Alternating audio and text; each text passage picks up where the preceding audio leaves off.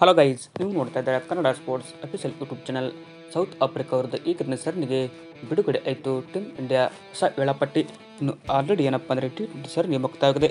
ಅಂದರೆ ಎರಡೂ ತಂಡಗಳು ಇದೀಗ ಸಮಬಲಗೊಂಡಿವೆ ಅಂತ ಹೇಳ್ಬೋದು.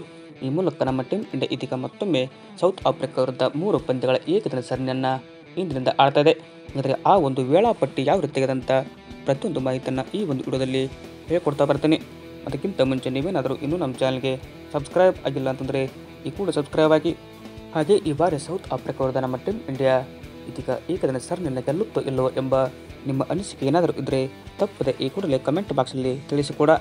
ಇನ್ನು ಭಾರತ ವರ್ಸಸ್ ಸೌತ್ ಆಫ್ರಿಕಾ ಏಕದಿನ ಸರಣಿಯ ವೇಳಾಪಟ್ಟಿ ಈ ರೀತಿಯಾಗಿದೆ. ಇನ್ನು ಮೊದಲೇ ಏಕದಿನ ಪಂದ್ಯ ನಾಳೆಯಿಂದ ಮಧ್ಯಾಹ್ನ 1:30ಕ್ಕೆ ಆರಂಭ ಆಗಿದೆ. ಅಂದರೆ ಇದು ವಾಂಡರರ್ಸ್ ಸ್ಟೇಡಿಯಂನಲ್ಲಿ ಆರಂಭ ಆಗ್ತಿದೆ. ಬಟ್ ನಮ್ಮ ಟೀಮ್ ಇಂಡಿಯಾ ನಾಯಕತ್ವವನ್ನು ಮತ್ತೆ ಈಗ KL ರಾಹುಲ್ ಅವರು ಮುನ್ನಡೆಸಿದ್ದಾರೆ. ಇನ್ನು ಎರಡನೇ ಏಕದಿನ ಪಂದ್ಯ ಏನಪ್ಪ ಅಂದರೆ ಇದೀಗ ಡಿಸೆಂಬರ್ 19 ತಾರೀಕಿಂದ ಸೆಂಟ್ ಜಾರ್ಜ್ ಓವಲ್ನಲ್ಲಿ ಅದು ಸಾಯಂಕಾಲ 4:30ಕ್ಕೆ ಆರಂಭವಾಗ್ತಿದೆ.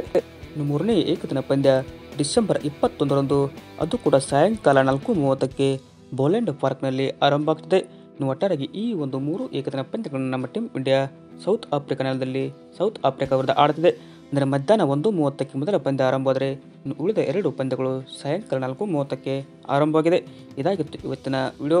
ಸೌತ್ ಆಫ್ರಿಕಾ ವಿರುದ್ಧ ಸರಣಿಗೆ ಭಾರತದ ಹೊಸ ವೇಳಾಪಟ್ಟಿ. Thank you. ಹಾಗೆ ನೀವೇನಾದರೂ ಇನ್ನೂ ನಮ್ಮ ಟೆಲಿಗ್ರಾಮ್ ಚಾನಲ್ಗೆ ಜಾಯಿನ್ ಆಗಿಲ್ಲ ಅಂತಂದರೆ ಈ ಕೂಡ ಜಾಯ್ನ್ ಆಗಿ.